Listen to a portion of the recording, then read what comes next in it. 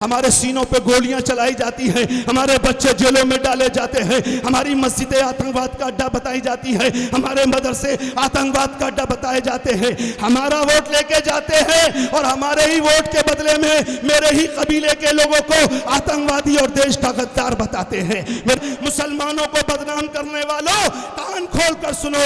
दोस्तों, आपसे पूछना चाहता हूं कि वतन का मुसलमान गद्दार है क्या? इस देश का मुसलमान गद्दार है? मैं पूछना चाहता हूं, ए मुसलमानों, अपने जहन को खोल लो। तुमसे सवाल करते हैं, मुसलमान देश का गद्दार है, तुम जवाब नहीं देते, तुम जवाब नहीं देते। तुम भी तो सवाल करो कि बताओ देश का मुसलमान कहां गद्दार है? इस देश की आजादी के लिए, इस देश को बचाने के लिए, इस देश को सजाने के लिए, अरे जब इस देश को बचाने की जरूरत पड़ी तो बचाया भी हमने था, और जब सजाने की जरूरत पड़ी तो सजाया भी हमने था। इसी देश के अंदर आगरे का ताजमहल, दिल्ली की कुतुब मीनार, दिल्ली की जामा मस्जिद, दिल्ली का लाल किला आज भी मेरे बुजुर्गों की जीत की निशानियां बयान करते हैं। हम गद्दार नहीं है देश के।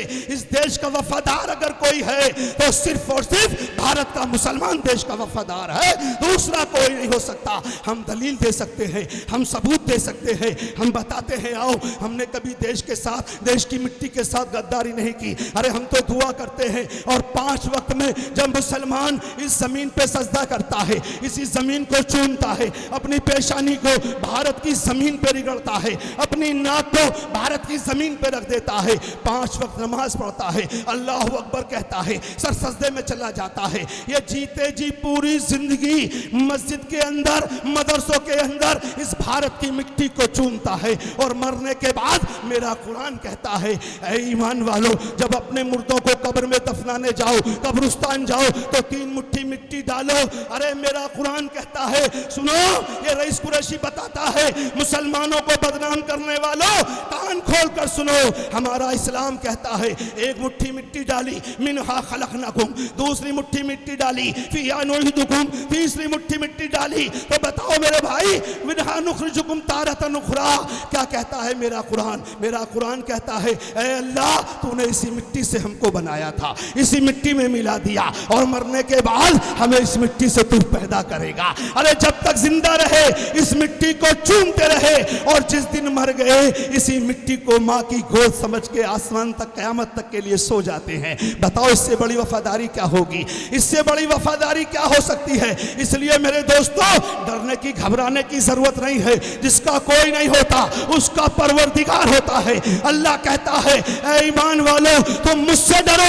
जो मुझसे डरता है वो दुनिया की किसी चीज से नहीं डरता, और जो मुझसे नहीं डरता वो चूहा चूहों से डर जाता है। इसलिए भाजपा से डर रहे हो, मोदी जी से डर रहे हो, लेकिन याद रखना, आपका ये बेटा, आपका ये भाई रईस कुरैशी बताना चाहता है, अगर शाखों पे फूल सुहाने नहीं आते तो भंवरे खुशबू को चुराने नहीं आते। ये कहता है खुदा भी, खुद अपनी हिफाजत कर, बुज़दिल को फरिश्ते भी बचाने नहीं आते। बुज़दिली छोड़ दो, मायूसी छोड़ दो, मैदान में निकलो, मैदान तुम्हारा इंतजार कर रहा है। ये कोई बोलने के लिए नहीं बचेगा, तो कोई बोले ना बोले, लेकिन असदुद्दीन ओवैसी जरूर बोलेगा। वो आ रहा है आज आपके बीच में। इसलिए जहां तक आवाज आ रही है, उनसे गुजारिश है वो आए। ये प्रोग्राम आपके लिए सजाया गया है, आपके लिए बनाया गया है।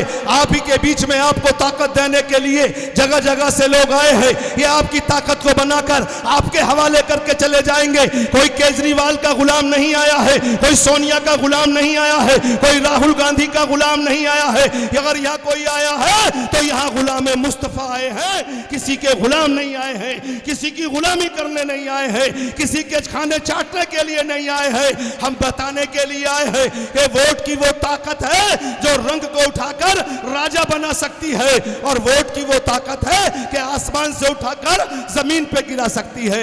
लेकिन हाय रे मेरी कौम के लोगों, आपने सोचा ही नहीं कि जब देश आजाद हुआ था, इस देश के अंदर एक कानून बना था, एक संविधान बना था। इस देश के कानून ने चीख चीख कर कहा था कि अब रानी के पेट से राजा पैदा नहीं होगा, अब वोटों से राजा बनाया जाएगा। अब जिसके पास वोट ज्यादा होंगे उसके एमएलए ज्यादा जीतेंगे, जिसके एमएलए ज्यादा होंगे उसका मुख्यमंत्री बन जाएगा, जिसके वोट ज्यादा होंगे उसके एमपी ज्यादा जीतेंगे, जिसके एमपी ज्यादा होंगे उसका प्रधानमंत्री बन जाएगा। लेकिन देश आजाद हुआ 1947 को, वतन आजाद हो गया, लेकिन हाय रे ये मुसलमान ये गुलामों की गुलामी में चला गया। वरना बताओ इस देश और प्रदेश के अंदर वोट की ताकत है।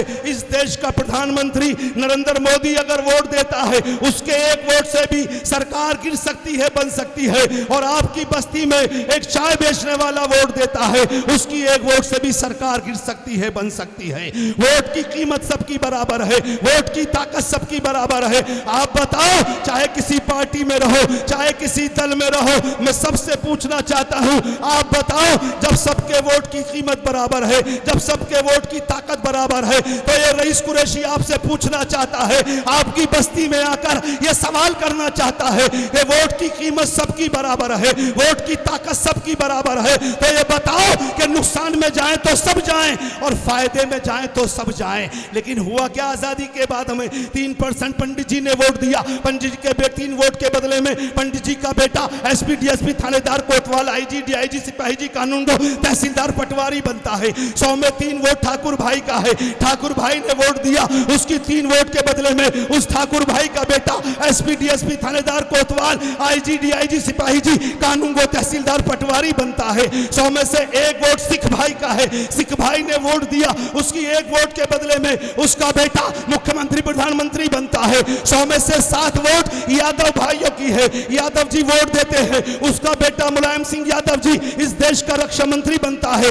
आपकी बगल का प्रदेश दिल्ली का 3 बार मुख्यमंत्री बनता है। 100 में से 11 वोट है दलित भाइयों के। 100 में 11 वोट दलित भाइयों के हैं। दलित भाई वोट देते हैं, उनकी 11 वोट के बदले में उस दलित भाई के बेटे भी एसपी डीएसपी थानेदार कोतवाल आईजी डीआईजी सिपाही जी कानूनगो तहसीलदार पटवारी बनते हैं। और 100 में से 35 वोट इस खैर उम्मत का है जिसको मुसलमान कहा जाता है। हम 100 में से 35 वोट देते हैं, हमारे वोट के बदले में हमें क्या मिलता है? हमारी वोट 35 लेने के बाद भी 100 में से 35 वोट लेने के बाद में हमारे आलिमों को आतंकवादी बनाया जाता है। हमारे बच्चों के सीने पे आतंकवादी लिख दिया जाता है। हमारे बच्चों के माथे पे आतंकवादी का लेबल लगाकर उनका एनकाउंटर कर दिया जाता है। कौन बोलेगा मेरे भाई ये ताकत किसने दी थी? ये ताकत किसने बनाई थी? ये ताकत तुम्हारे वोटों की थी, जिन वोटों की ताकत से तुमने 47 साल मुतवातिर कांग्रेस को हुकूमत में रखा।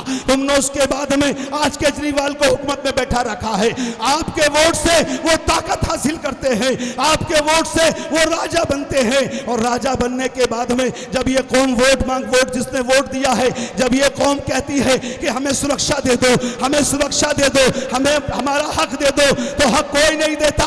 हमें हक देने को कोई तैयार नहीं होता। वोट सबको चाहिए, लेकिन जब अधिकार की बात करते हैं, हम अपने हक की बात करते हैं, हमारे सीनों पे गोलियां चलाई जाती हैं, हमारे बच्चे जेलों में डाले जाते हैं, हमारी मस्जिदें आतंकवाद का अड्डा बताई जाती है, हमारे मदरसे आतंकवाद का अड्डा बताए जाते हैं। हमारा वोट लेके जाते हैं और हमारे ही वोट के बदले में मेरे ही कबीले के लोगों को आतंकवादी और देश का गद्दार बताते हैं।